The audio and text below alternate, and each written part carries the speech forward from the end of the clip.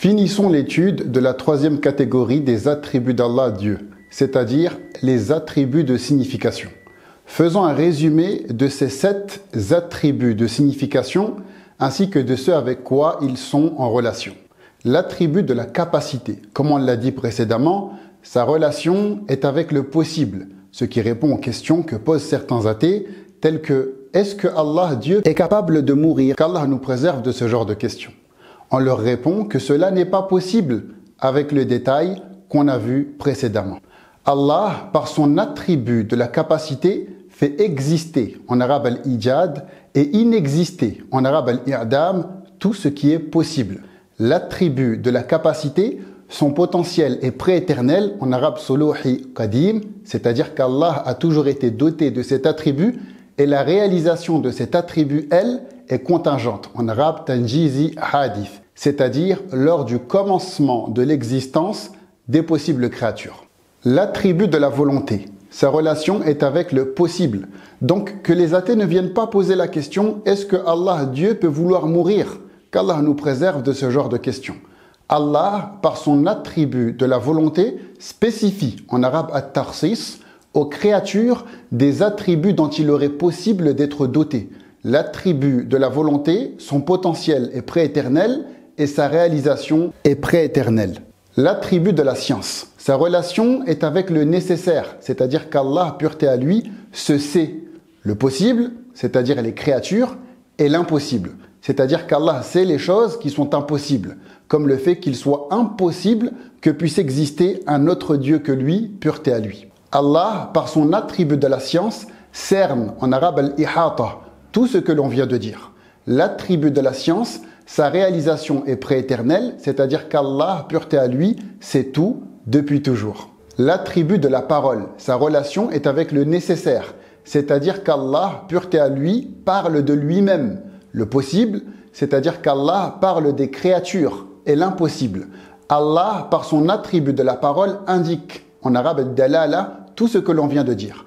L'attribut de la parole, sa réalisation est prééternelle, c'est-à-dire qu'Allah, pureté à lui, parle depuis toujours. Les attributs de l'audition, la vue et de la perception, leur relation est avec l'audible, le visible, le tangible, l'odorant, le gustatif et les existants subtils.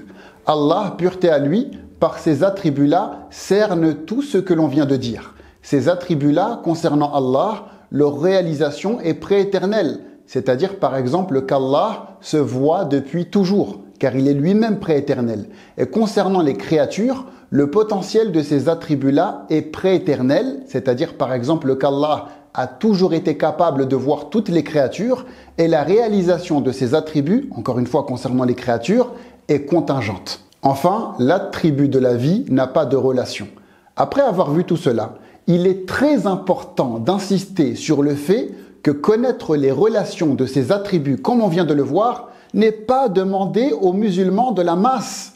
Ces détails ne sont que pour les étudiants en sciences religieuses. À ce sujet, l'imam al-Bajuri, théologien acharite et juriste chaféite, mort en l'an 1276 de l'Hégire, qu'Allah lui fasse miséricorde, dans son commentaire du livre Jawharatut Tawhid a dit « Connaître les relations des attributs n'est pas une obligation pour toute personne islamiquement responsable, car cela fait partie des profondeurs de la science du kalam. » Fin de citation. À propos de tout cela, l'imam al-Laqqani, qu'Allah lui fasse miséricorde, a dit « فَقُدْرَةٌ بِمُمْكِنٍ تَعَلَّقَتْ بِلَا تَنَاهِ مَا بِهِ تَعَلَّقَتْ وَوَحْدَةً أَوْجِبَ لَهَا وَمِثْلُ ذِي إِرَادَةٌ وَالْعِلْمُ لَكِنْ عَمَّ ذِي وَعَمَّ أَيْضًا واجبا والممتنع ومثل ذا كلامه فلنتبع وكل موجود أنط للسمع به كذا البصر إدراكه إن قيل به وغير علم هذه كما ثبت ثم الحياة ما بشيء تعلقت.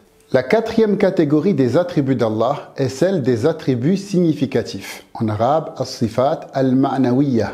Allah, pureté à lui, étant doté des attributs de signification cités précédemment, à savoir la capacité, la volonté, la science, la vie, la parole, l'audition et la vue, il est nécessairement doté des attributs significatifs correspondants. Être capable, voulant, savant, vivant, parlant, audient et voyant.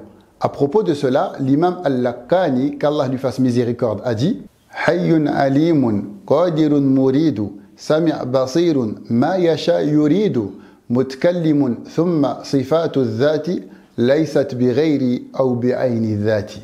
Enfin, il faut savoir que les noms d'Allah sont prééternels et certaines de leurs indications ont une réalisation qui est contingente, telle que le maître du jour de la rétribution, en arabe Maliki Yawmiddin, dont le sens ne se réalisera que le jour de la rétribution.